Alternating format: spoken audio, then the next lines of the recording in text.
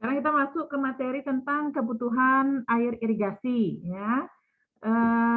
Kebutuhan air irigasi. Jadi kalau kita mau merencanakan irigasi itu sebenarnya ada dua komponen yang terpisah gitu ya, yang terpisah perencanaannya tetapi sangat menentukan. Jadi kebutuhan air irigasi itu nanti kaitannya terhadap ketersediaan air di sungai ataupun di sumber air ya.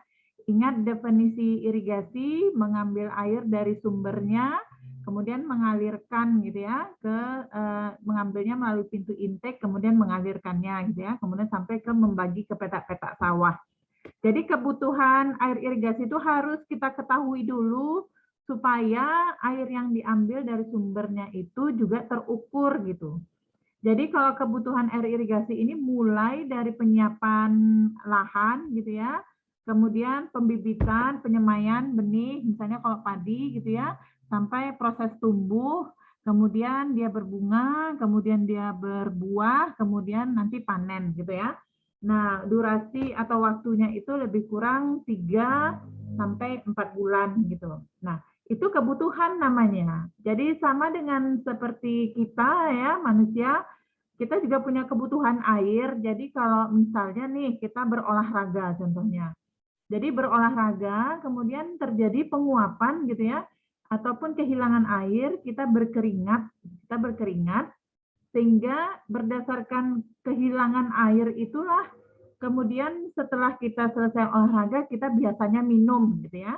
Minum berdasarkan kebutuhan. Jadi itu namanya kebutuhan.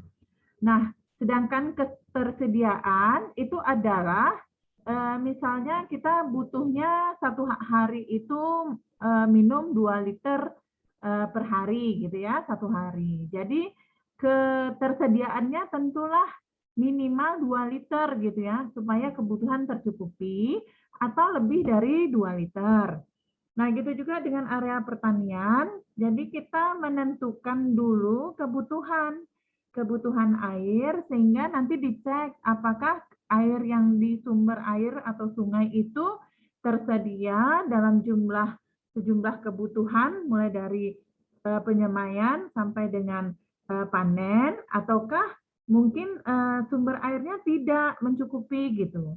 Jadi kalau seandainya sumber air sungainya tidak mencukupi gitu atau lebih kecil daripada kebutuhan, kalau misalnya tadi air dibutuhkan misalnya katakanlah 2 liter gitu ya, kemudian ketersediaannya hanya 1, berarti perlu ada teknik gitu ya. Teknik bagaimana ketersediaan air itu juga mencapai kebutuhan sebesar 2 liter, contohnya seperti itu ya. Nah, teknik yang disebut itu adalah teknik ataupun bangunan air atau bangunan irigasi. Jadi mulai dari bangunan utama sampai dengan saluran tersier gitu ya. Jadi komponennya kemarin sudah dijelaskan. Nah, sekarang karena ini kita dulu belajar kebutuhan,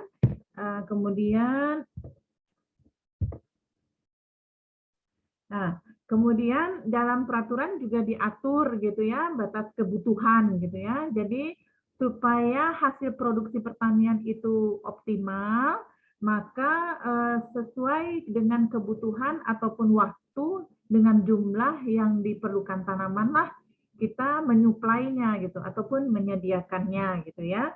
Jadi harus tepat dan efisien.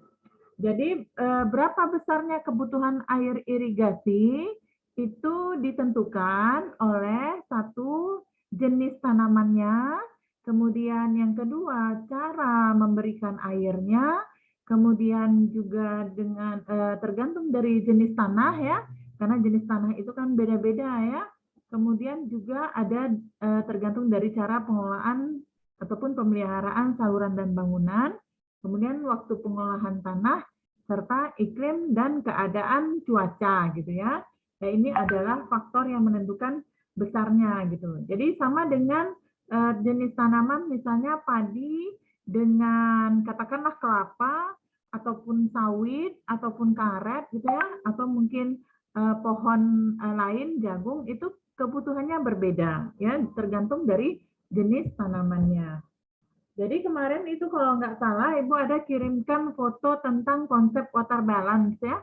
Jadi water balance itu dimaksudkan adalah ketika terjadi kehilangan air, maka harus ada yang masuk gitu. Jadi air yang keluar dengan air yang masuk itu harus balance gitu, harus seimbang. Jadi konsep water balance itu adalah delta S sama dengan inflow dikurangi dengan outflow. Contoh misalnya ketika kita olahraga itu ya, itu kan air yang keringat itu ya, kemudian itu kan disebut dengan outflow ya, ataupun kehilangan air. Jadi harus ada inputnya dengan air minum ataupun kita mandi setelah berolahraga. Nah, gitu juga dengan prinsip hidrologi. Jadi kemarin kenapa disuruh belajar water balance? Karena atmosfer ini perlu keseimbangan. Lihat di sini di gambar gitu ya. Jadi kebutuhan air irigasi itu merupakan metode yang didekati dengan metode water balance gitu ya. Sebenarnya seperti ini sederhana sebenarnya ya. Jadi kalau seandainya kita mau gitu ya memberikan air ke irigasi, maka kita perhatikan berarti ada faktor hujan. Jadi faktor hujan itu sebagai inflow gitu ya. Walaupun hujannya tidak masuk langsung ke saluran, tapi dia masuk ke sungai gitu ya, melalui das. Jadi seluruh das itu alirannya ke sungai. Nah, itu sebagai inflow gitu ya, sebagai inflow. Makanya sifatnya plus gitu ya. Nah, kemudian pada saat proses water balance itu ada kebutuhan air tanaman. Berarti tanaman itu sendiri membutuhkan air, kemudian untuk melakukan proses ketika air tanam itu terjadi proses namanya evapotranspirasi potensial atau ETC. Jadi ETC itu sama dengan seperti kita berkeringat gitu ya. Untuk tumbuh itu butuh air, kemudian untuk dia berbunga butuh air, kemudian untuk dia dipanen juga. Itu proses selama dia tumbuh dan berkembang hingga menghasilkan itu disebut dengan faktor kehilangan atau outflow. Jadi yang ini tadi plus I, yang ini tadi O ya. Nah, itu minus. Kemudian ada lagi proses yang disebabkan oleh perkolasi. Jadi karena biasanya tanaman padi itu dia seperti ini ya di tanah, kemudian terjadi infiltrasi dan perkolasi. Perkolasi itu lebih ke bawah lagi. Jadi ada kehilangan air akibat perkolasi ataupun rembesan. Jadi bisa aja dia merembes ke sini ya. Jadi ini juga disebut dengan perkolasi ataupun minus ya, minus. Kemudian kebutuhan air untuk penggantian lapisan air. Kalau kalian lihat sawah itu tidak pernah sekering-keringnya, pasti dia punya lapisan air untuk menjaga padi itu tetap tumbuh gitu ya. Dan itu disebut dengan WLR. Kemudian itu adalah minus juga. Jadi kemudian selanjutnya ada penyiapan lahan. Jadi kalau kita melakukan penyiapan lahan dalam keadaan tanahnya kering ataupun keras, maka kasihan bajaknya. Kalau mesin bajak bisa patah. Kalau misalnya bajaknya dari kerbau, ya tentu lebih berat pekerjaannya gitu ya. Apalagi kalau penyiapan lahannya dengan tenaga manusia. Nah, biasanya ada air yang fungsinya melunakkan unsur tanah untuk memudahkan penyiapan lahan. Kebutuhan air itu disebut dengan PL gitu ya. PL itu juga negatif gitu ya di sini ya, untuk penggantian lapisan air. PL itu negatif. Kemudian ada curah hujan efektif. Jadi curah hujan itu yang sifatnya plus gitu ya. Jadi ini plus, ini minus, ini minus, minus, minus. Yang minus itu disebut dengan O atau outflow ataupun kehilangan air. Yang plus adalah inflow. Jadi itu pendekatan dari keseimbangan ataupun water balance. Nah, kita masuk ke yang nomor 1 tadi ya, kebutuhan air untuk tanaman ataupun ETC. Jadi gimana caranya menghitung ETC? Jadi ETC itu adalah gabungan dari evaporasi dan transpirasi. Jadi kalau evaporasi itu adalah penguapan oleh cekungan, gitu ya, oleh cekungan, sedangkan transpirasi itu adalah penguapan oleh tanaman, ya. Ini namanya E. Kemudian karena biasanya di lahan itu ada cekungan, ada tanaman ya, misalnya ada padi juga gitu ya, ada tanaman, kemudian maka ini adalah T gitu ya, makanya digabung evapotranspirasi. Nah, kalau evaporasi itu hanya faktor iklim aja, ada hujan, ada penguapan. Sedangkan kalau transpirasi itu ada juga jenis, varietas atau umur tanaman mempengaruhi transpirasi. Ini ada cara pengukuran ataupun cara menghitung. Jadi kalau misalnya mau diukur, itu yang digunakan adalah litimeter. Kemudian nama alatnya ya, kalau seandainya dihitung, itu ada rumus empiris. Rumus empiris itu banyak sekali, ada Penman, ada metode radiasi, ada Thornweight, ada Blenny, Crider gitu ya. Nah, ini adalah cara menghitung evapotranspirasi. Evapotranspirasi itu adalah faktor kehilangan air yang paling besar ya pada tanaman padi. Kemudian setelah kita menghitung gitu ya etanol tadi evapotranspirasi, maka dikalikan lagi dengan koefisien Kc. Jadi kalau Kc-nya itu jagung, maka gitu ya, maka nilai Kc-nya 0,5 dikalikan etanol. Kalau seandainya Kc-nya misalnya padi varietas unggul misalnya 1,2, maka kita kita kalikan dia dengan 1,2 pada 2 minggu pertama. Jadi etanol itu adalah evapotranspirasi potensial. Kc itu adalah koefisien tanaman gitu. Jadi beda-beda gitu ya. Nah, itu disebut dengan ETC ataupun evapotranspirasi penggunaan konsumtif oleh satu jenis tanaman gitu. Nah, jadi di hidrologi itu adalah yang etanolnya yang kita hitung gitu ya. Sampai di sini ada yang mau ditanyakan? Perasaan ibu sudah ngasih nih kemarin ini. Sampai di sini ada yang mau ditanyakan? Enggak, kita lanjutkan. Bagaimana kita tarik dulu dengan menghitung etanolnya ya. Jadi ETC tadi adalah etanol dikalikan Kc. Jadi sekarang kita hitung etanolnya dulu.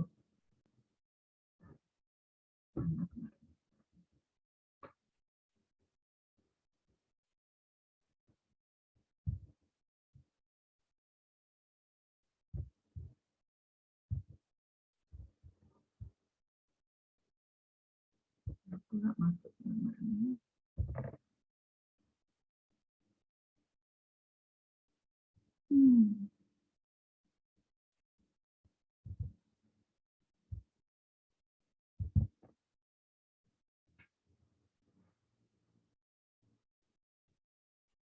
Nah, ini khusus cara menghitung etanolnya. Jadi kita ke etanol dulu, nanti tinggal dikalikan Kc dapat ETC ya. Nah, ini adalah cara yang kita gunakan untuk menghitung etanol. Salah satu metode yang digunakan untuk perhitungan evaporasi saja.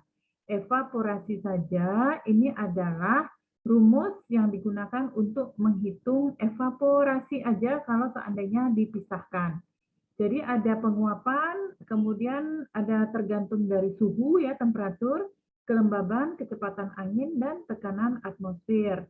Nah, ini hubungannya digunakan rumus ini, tapi kita tidak menggunakan ini ya.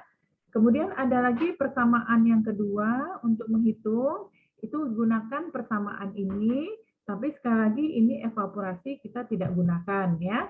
Nah, ini yang ketiga ini metode Penman. Metode Penman untuk menghitung evaporasi, jadi ada faktor E adalah evaporasi dalam satuan milimeter per hari, EA adalah tekanan uap jenuh pada suhu temperatur rata-rata harian. ED juga, kemudian P adalah kecepatan angin pada elevasi ketinggian 2 meter gitu ya, kecepatan angin. Nah, ini adalah cara menghitung evaporasi ya, evaporasi bukan evapotranspirasi. Ini contohnya, kita skip ya. Nah, kita skip. Nah, sekarang yang kedua itu kita menghitung evapotranspirasi. Kenapa dia digabung? Karena tanaman dan cekungan kalau di areal pertanian itu dia tidak bisa dipisahkan ya. Beda kalau seandainya di danau gitu ya. Danau itu hanya cekungan aja, jadi bisa dihitung evaporasi aja. Tapi kalau di sawah, area pertanian itu digabung. Nah, ini adalah 4 ataupun lebih dari metode yang digunakan.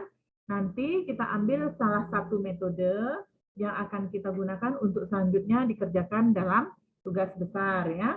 Kemudian pemilihan metode itu tergantung dari ketersediaan data ya.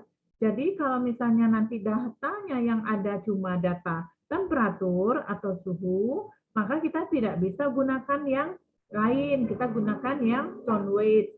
Jadi makin banyak ketersediaan data, itu makin kedekatan ataupun pendekatannya makin lebih teliti gitu ya.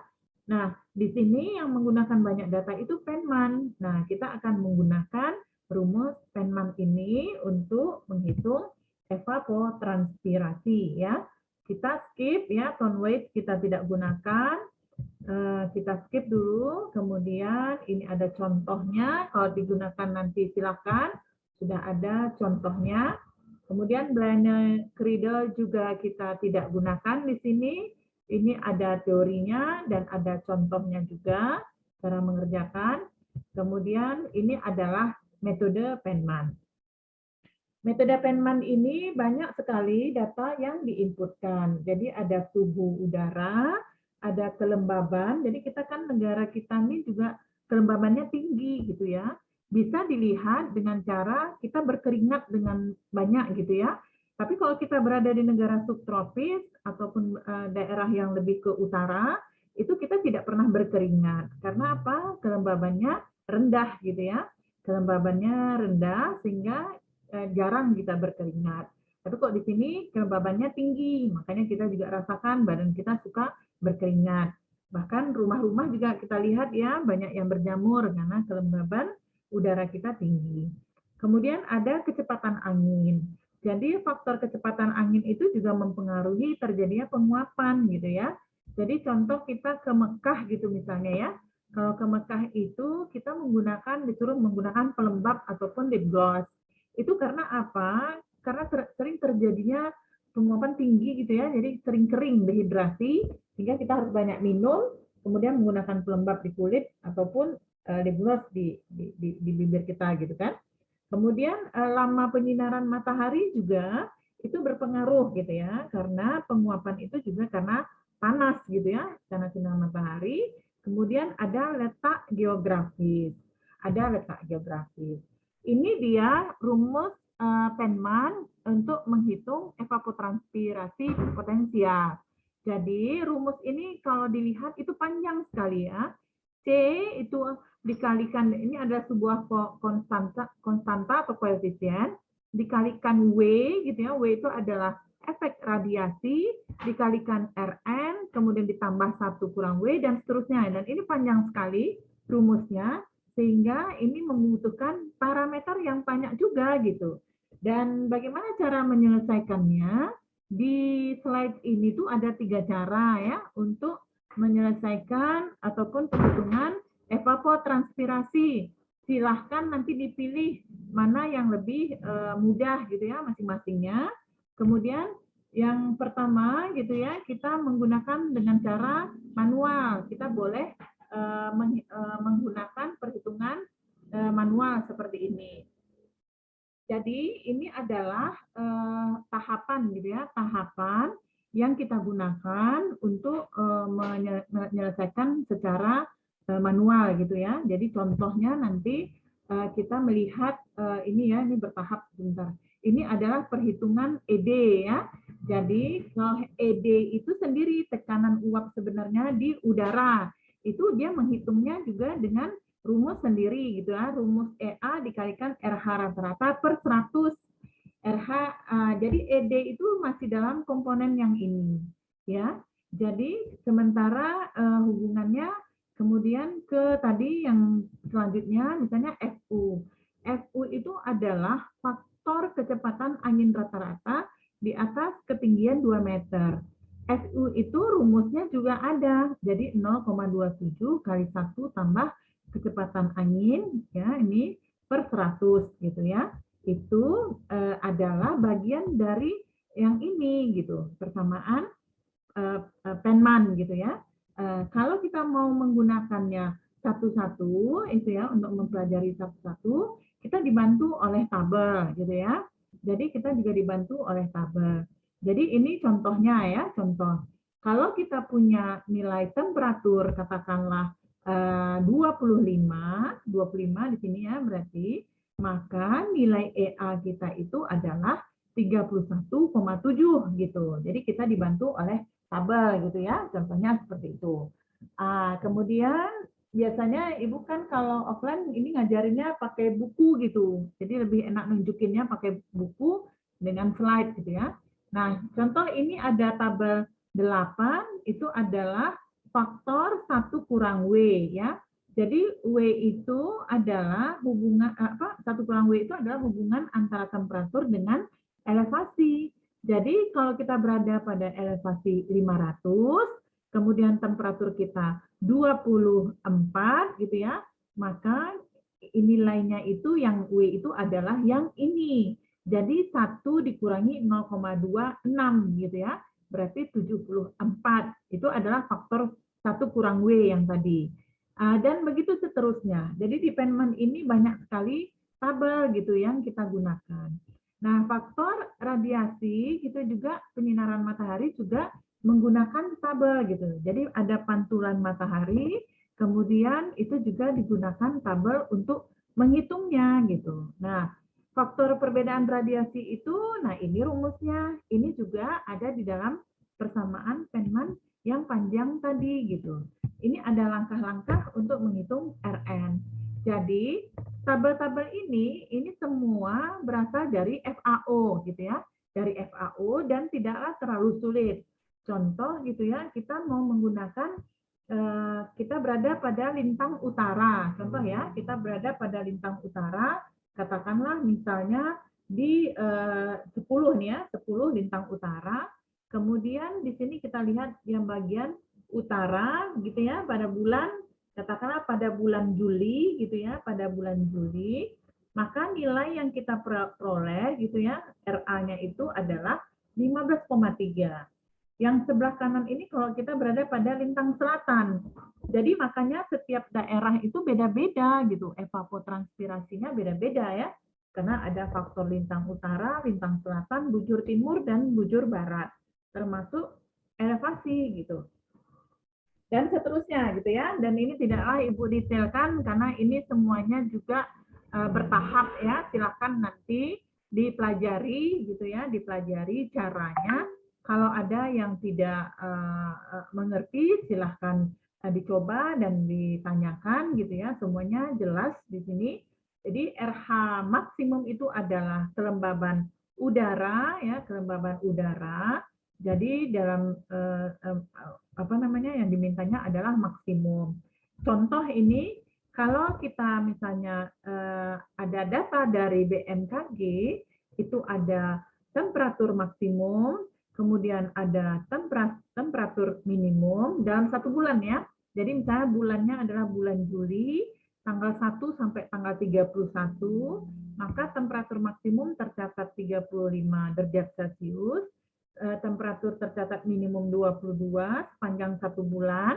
Kemudian ada catatan dari kelembaban seperti kemarin Ibu kirimkan ya data yang dikeluarkan oleh BMKG, ada kelembaban maksimum 80%, kelembaban minimumnya 30%, bisa terjadi malam, bisa terjadi pagi atau siang ataupun sore gitu ya. Dan itu tercatat dalam 1 bulan. Kemudian ada kecepatan angin sebesar 250 km per hari. Kemudian ada cahaya siang dan malam Jadi kalau kita misalnya siang itu matahari gitu ya bersinar gitu ya, kecepatan angin ini. Kecepatan angin pada siang hari, kemudian kecepatan angin pada malam hari itu dibandingkan, nah itu adalah nilai UD per Unit. Kemudian ada lokasi berada pada 30 derajat lintang utara dengan ketinggian 95. Kemudian alfa adalah konstanta ya, nilai albedo konstanta. Kemudian N itu adalah jumlah rata-rata penyinaran matahari dalam satu hari. Contoh, kalau matahari bersinar dari jam 6 pagi sampai jam 6 sore, maka N itu adalah 12 jam. Kalau matahari bersinar dari jam 6 pagi sampai jam 5 sore, berarti N-nya adalah 11 jam gitu ya. Tapi itu rata-rata selama 1 bulan. Nah, hitunglah besarnya potensi evapotranspirasi untuk bulan Juli ya, untuk bulan Juli. Nah, ini caranya yang menggunakan manual yang tadi ya, caranya satu-satu kita hitung. Kita hitung dulu gitu ya, temperatur rata-rata. Tadi diketahui nilainya maksimum 35, minimum 22 dibagi 2, maka ini adalah temperatur rata-rata pada bulan Juli. Kemudian kelembaban rata-rata itu diketahui tadi 80 maksimum, minimum 30 dibagi 2, ini adalah rata-rata. Dengan dua data ini, kita lihat tabel yang 5 tadi, saya tunjukkan, maka EA pada suhu 28,5 itu adalah 38,9. Kita coba ya. Jadi 28,5 tadi ya. Kemudian kita berada pada lintang 30 tadi ya, 30 lintang utara.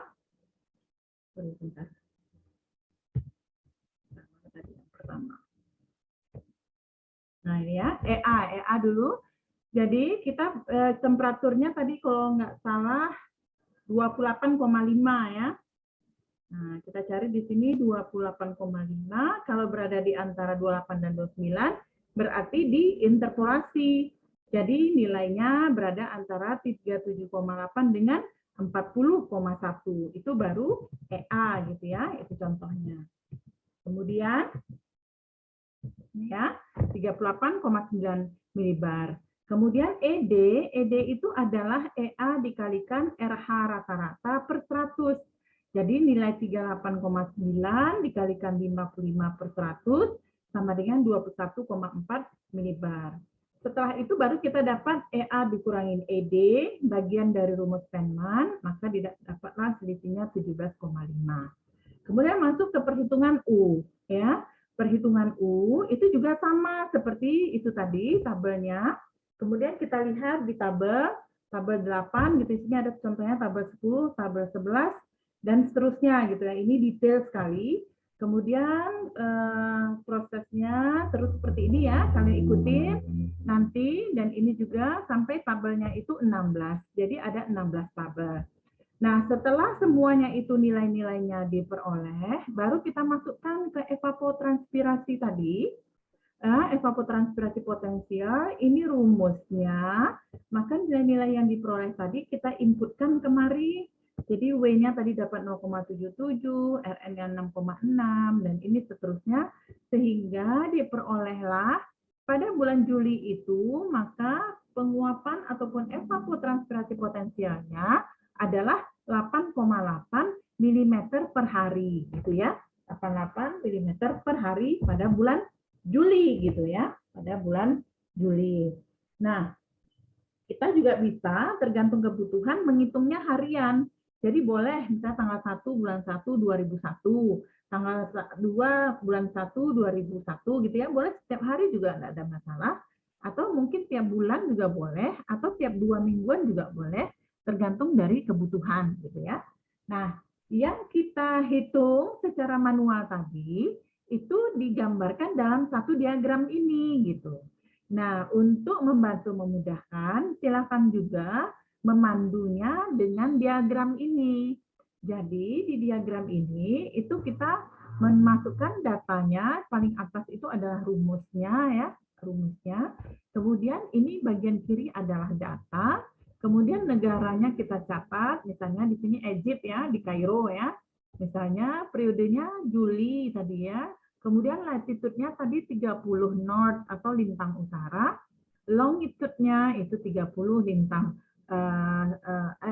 longitude itu adalah bujur ya, bujur barat, bujur timur gitu ya, tetapi yang kita pakai adalah latitude-nya dan altitude. Altitude itu elevasi, berada pada ketinggian 95 meter di atas permukaan laut. Nah, ini faktor ini yang sangat mempengaruhi ya, ada ketinggian, ada posisi geografis gitu ya. Kemudian juga ada data temperatur rata-rata, kemudian ada kelembaban rata-rata, dan seterusnya ada kecepatan angin tadi dalam satuan kilometer per detik. Kemudian dari situ kita tadi kan dapat ya dari tabel 5 gitu ya, dari ini tadi kan EA itu kita peroleh dari tabel 5 itu 38,9. Kemudian RH-nya tadi 55%, dibagi 100 jadi 0,5. Sehingga ED itu adalah yang ini ada tanda kali ya. Ini dikalikan ini ya, sehingga didapat ED-nya 21,4. Nah, untuk mendapatkan nilai T gitu ya, nilai yang ini tadi ya. Jadi ED kurang EA dikurangin ED tadi itu adalah dikalkulasikan tadi kan, setelah itu ini nilai ini dikurangi dengan 21, 38,9 dikurangi 21,4 didapat 17,5. Di sini ada tanda kurangnya. Jadi ini dikurangin ini ya. Kemudian ini hasilnya. Dan itu untuk mendapatkan nilai ini ya. Kemudian FU faktor kecepatan angin itu dilihat pada tabel 7. Jadi yang dalam kurung ini adalah tabel ya. Tabel ya, tabel 7 sehingga nilainya diperoleh 0,9. Ini dikalikan dengan 0,9, 17,5 dikalikan 0,9 didapatlah nilainya ini ya, 0, berapa ini? 0,85 kalau nggak salah ya. Berapa nih ya? Jadi 1 kurang W itu diperoleh ini ya, diperoleh ini. Sehingga didapatlah bagian dari rumus Feynman ini yang panjang, 1 kurang W dikalikan FU dikalikan EA kurang ED, itu di sini 3,6. Nilainya diperoleh dari ini, dikalikan ini, dikalikan ini ya, tiga-tiganya gitu ya. Dapat 3,6. Sampai di sini yang sebelah kanan ini sudah, berarti yang belum itu adalah komponen yang sebelah kiri. Kemudian kita masukkan lagi datanya bulan Juli, latitude-nya 30 lintang utara. Kemudian dari tabel 10 kita dapat radiasi ya, nilai radiasi itu 16,8. Kemudian N-nya itu dari data tadi 11,5 diinputkan ke sini. Kemudian juga N besar itu dari tabel 11 itu ada penjelasannya nanti di situ didapat di sini ya, sehingga ini dibagi dengan ini N kecil dibagi N besar itu adalah 0,83. Kemudian untuk mendapatkan nilai selanjutnya dalam tabel 12 ataupun dikali boleh 0,25 ditambah 0,5 kali N per N itu dapatnya 0,67. Sehingga angka ini dikalikan dengan ini, kemudian ya dikalikan dengan ini, itu dapatnya 11,2 gitu ya. Nah, seterusnya seperti itu gitu ya. Jadi ini adalah panduannya. Kemudian FT faktor temperatur tabel 13 itu dilihat dapat 16,4 dan ini juga sehingga ini ada tanda kali. Kemudian nanti dilihat terus ya pada ini inputnya kan datanya, kemudian ada kelembaban maksimum 80 tadi, kemudian ada UD per U naiknya 1,5, silahkan dilihat pada tabel 16, didapat nilai C sehingga dapat 1,1, nilai 3,6 dikalikan 8,7 dikalikan 1,1, ini yang C, kemudian ini yang W kali Rn, sehingga didapatlah 8,8 mm per hari penguapan yang terjadi pada bulan Juli gitu. Jadi andaikan kalian menggunakan hitungannya satu-satu pakai Excel, itu juga bisa gitu. Jadi kalau hitungannya per hari atau per bulan, itu boleh gunakan Excel. Kelemahannya di Excel itu adalah karena persamaan itu kita yang input, bisa jadi ketika kita mau mengkalikan kolom ini dengan kolom, katakanlah kolom A dengan kolom B, atau menambahkan ataupun ini titik komanya itu juga bisa beresiko salah gitu ya, beresiko salah. Jadi kalau kalian menggunakan diagram ini, tentulah kalau 1 tahun data 365 lembar ya. Berarti kalau 10 tahun data berarti 3.650 lembar gitu ya. Berarti kan tidak efektif gitu, tidak efektif. Sehingga kalau kita misalnya menggunakannya bulanan, 1 tahun 12 bulan, berarti 10 tahun ada 120 lembar gitu ya. Yang harus kita hitung dengan diagram ini. Dan itu juga tidak efektif. Nah, bagaimana ada satu lagi, ini adalah software. Nah, ini yang Ibu tadi sebutkan. Software ini itu membantu kita untuk menghitung cepat. Karena apa? Kita tidak perlu menginputkan rumus-rumus itu di kolom-kolom Excel, sehingga mungkin lebih minim kesalahannya. Karena kalau software, persamaan-persamaan itu sudah diinputkan di dalam program di dalamnya ya, programnya, di dalam software-nya itu sendiri. Sehingga kita hanya sifatnya menggunakan aja gitu ya, menggunakan aja. Sampai di sini ada yang mau ditanyakan yang tadi? Kalau enggak kita lanjutkan.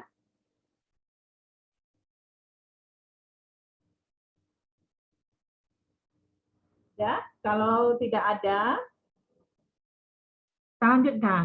Jadi, ini ada software namanya Ethanol. Nanti Ibu kirimkan softwarenya, silahkan di-download. Mendownloadnya tidak susah, karena dia gampang sekali dan ininya juga ringan gitu ya. Kemudian memorinya juga ringan. Software ini resmi dikeluarkan oleh FAO ya, oleh FAO. Kemudian di sini tampilannya ketika setelah kita install. Setelah kita install tampilannya seperti ini. Nah, ini ada 3 jenis ya cara menginputkan data. Yang pertama itu adalah select a data file, di mana kita punya tabel data dari klimatologi dalam misalnya extension txt ataupun extension file yang lain. Kemudian kita inputkan di sini gitu. Kemudian di sini yang nomor 2 ini, kalau kita menginputkan datanya satu-satu. Jadi misalnya data kelembaban udara sekian, data temperatur sekian. Nah, kalau yang ketiga, ini dia berdasarkan climatic station. Tapi kalau climatic station ini, itu kalau di Indonesia, dia hanya punya Jakarta. Ya, dia hanya punya Jakarta untuk mewakili Indonesia. Sementara iklim kita itu berbeda-beda gitu. Contoh di Sumatera aja, Jambi dengan Sumbar itu dia klimatologinya sangat jauh bedanya. Jadi Riau dengan Sumbar itu juga jauh beda ya. Apalagi dengan Jakarta gitu ya. Jakarta dengan Bogor aja pun iklimnya berbeda gitu ya. Jadi kalau kita menggunakan import climatic data from far, rasanya di Indonesia tidak cocok karena negara kita luas ya, lebar, luas sekali. Tapi kalau untuk negara-negara kecil seperti Belanda misalnya ya, ataupun negara lain yang kecil itu bisa gitu. Jadi kita untuk latihan ini kita pilih aja dulu sebagai dasar itu nomor 2 ya. Kalau ada nanti yang mau ngerjakan tugas akhir silahkan mau menggunakan yang nomor 1 atau nomor 3. Kemudian ini udah akan Ibu selesaikan sedikit. Kemudian kita klik yang ini tadi create a new file. Kemudian nanti tampilannya akan terbuka seperti ini ya. Jadi silahkan kalian buat nanti di tugas itu ya, file name-nya adalah nomor BP. Kemudian stasiunnya adalah nama, country-nya juga nama. Jadi kalau punya namanya 2, misalnya Arif Rahman, stasiunnya adalah Arif, country-nya adalah Rahman. Tapi kalau namanya satu, seperti nama ibu, nanti stasiunnya Nur Hamidah, country-nya juga Nur Hamidah gitu ya. Dan file name-nya diberikan nama nomor BP ya. Kemudian kalian nanti akan lihat di sini ada angka-angka yang default bawaannya seperti itu ya. Kemudian kalian ikutin aja step-nya di sini ya. Ini adalah tampilan default. Kemudian ini yang kalian klik, create ya. Kemudian nanti setelah kalian inputkan ini, maka kalian bisa pilih di sini apa yang terpilihkan di sini, itu aja yang kalian ikutin. Ada angka latitude-nya 22 degree, 22 minutes, kemudian lintang utara atau north, kalian isikan nanti 22, ya, kalian isikan juga 22 di sini, atau mungkin dia default-nya juga seperti itu. Kemudian di sini ada pilihan, ada hitungannya untuk tiap hari, ada yang tiap 10 hari, ada yang tiap bulan. Jadi supaya kerjanya nanti ringkas, yang penting kalian paham menggunakannya, maka kalian pilih ada yang monthly ya, yang tiap bulan, monthly. Maka kita kalau lihat dari altitude-nya 222, berarti dia tidak berada di dekat pantai ya. Tapi kalau kita mau menghitung yang dekat pantai Purus, kita harus klik yang at the coast gitu ya, dekat pantai. Tapi ini tidak dekat pantai.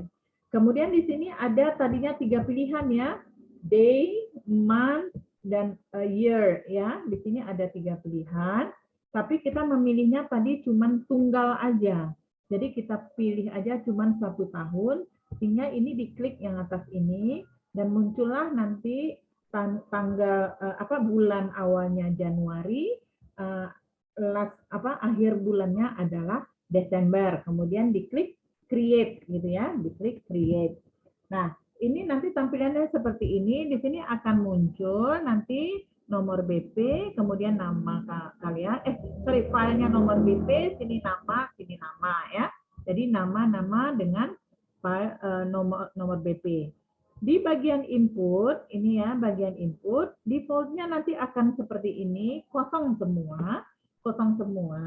Jadi kalian nanti akan isi gitu ya berdasarkan data yang kita peroleh dari stasiun klimatologi ya. Kalau kalian mempunyai data yang kalian terima itu adalah rata-rata temperatur, berarti rata-rata temperatur yang diklik.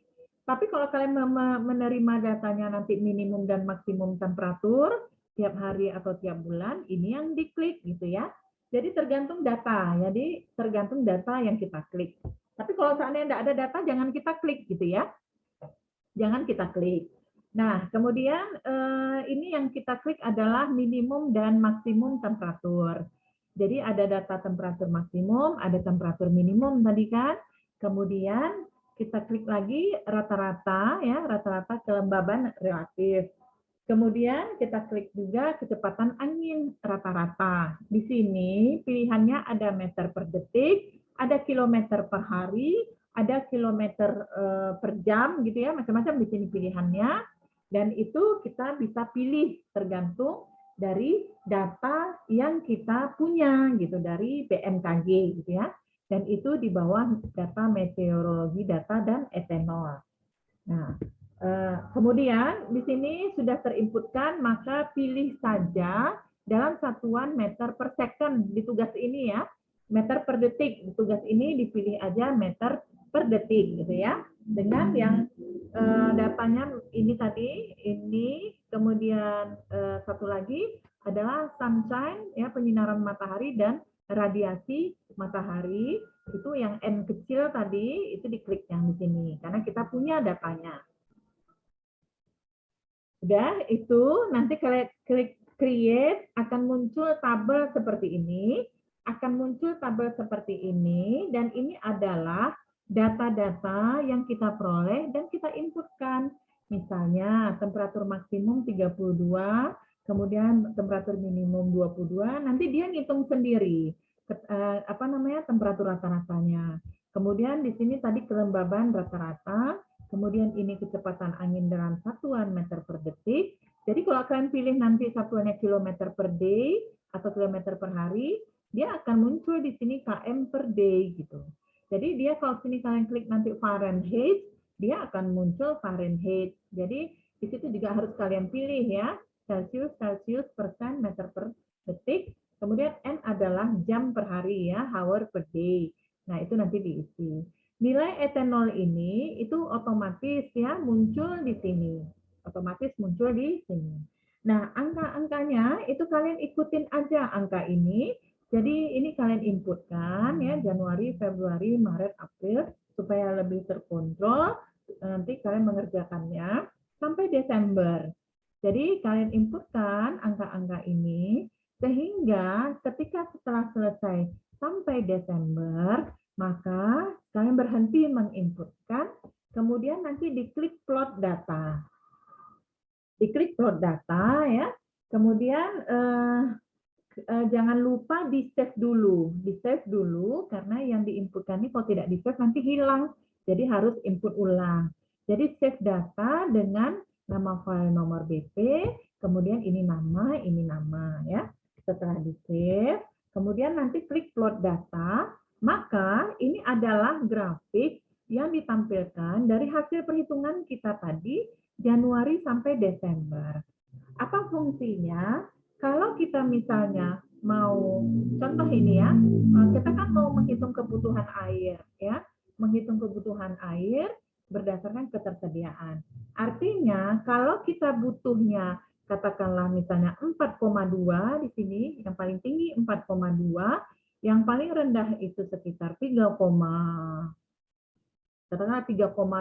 tadi ya, misalnya ya 3,2 dan yang paling tinggi itu 4,2, maka untuk perencanaan irigasi itu harus diambil nilai yang maksimum.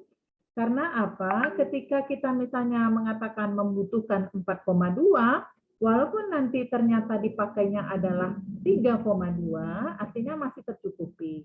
Tapi kalau kita dalam perencanaan nanti menentukan atau membuat keputusan, oke, kita cuma membutuhkan ke 3,2, ternyata suatu saat terjadi panas, penyinaran matahari yang sangat terik, terjadi penguapan tinggi, ternyata padi itu membutuhkannya bukan 3,2, tetapi misalnya 4,2. Jadi kalau kita misalnya nanti mengukurnya dengan yang kecil, berarti bisa kurang gitu ya. Jadi kita mengukurnya dengan yang maksimum. Angka 4,2 itu yang kita jadikan referensi di dalam perhitungan yang tadi ya, yang ETC. Ingat, ETC sama dengan KC dikalikan etanol. Jadi itu adalah perhitungannya berdasarkan referensi yang kita hitung sekarang. Oke, mudah-mudahan sampai sini dipahami. Kemudian setelah itu diekspor hasilnya, hasil yang kita kerjakan tadi itu bisa nanti diekspor, kemudian disimpan ya di dalam folder. Nah, silahkan disimpan dalam folder pribadi boleh, atau mau disimpan dalam folder yang sama ya. Jadi kita ekspor ya, ekspor climate file, kemudian akan keluar data, laporan gitu ya dalam bentuk macam-macam. Nah, itu misalnya kita simpannya nanti di folder D katakanlah, atau ini dia seperti di software ini dia masuk ke dalam otomatis ke file report ya. File report ini dia tersimpan di situ. Kemudian di file report ini nanti kita pastikan ini semuanya sudah benar gitu ya. Baru kita klik export climate file. Nanti filenya berada di folder ini gitu ya. Berada di folder ini. Nah, kita sebelum kita meng-close, kita pastikan bahwa ini semua sudah benar. Ini yang kita klik tadi, ini derajat Celcius, yang kita pilih Celcius. Kemudian apalagi tadi, misalnya kecepatan anginnya meter per second atau meter per detik. Kemudian ada waktu penyinaran matahari N kecilnya dalam satuan jam, kemudian itu yang kita input ya. Apalagi kita menginput banyak data, jadi harus lebih teliti gitu ya.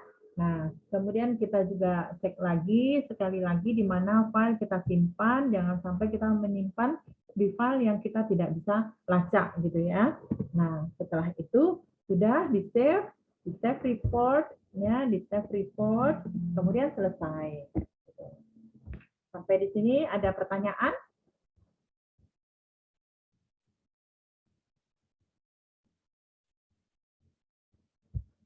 Tidak ada? Kalau seandainya tidak ada, dianggap mengerti ya. Jadi, kalian nanti akan diminta pertama menginstall dulu software itu, kemudian mencobanya sendiri ya.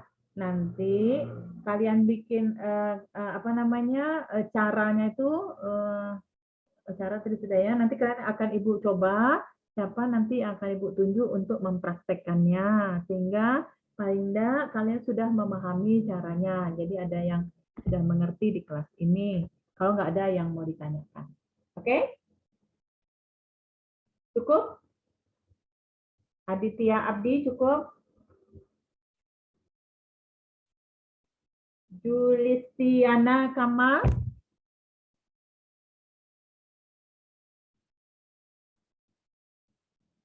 Ada yang mau ditanyakan? Rozi Adifa?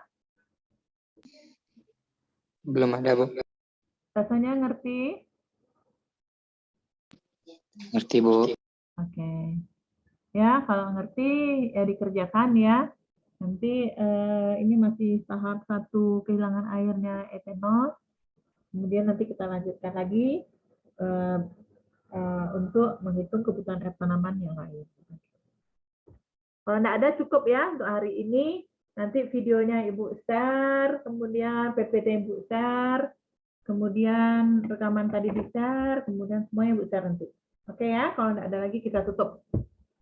Assalamualaikum warahmatullahi wabarakatuh. Waalaikumsalam warahmatullahi wabarakatuh. Terima kasih banyak, Bu. Ya.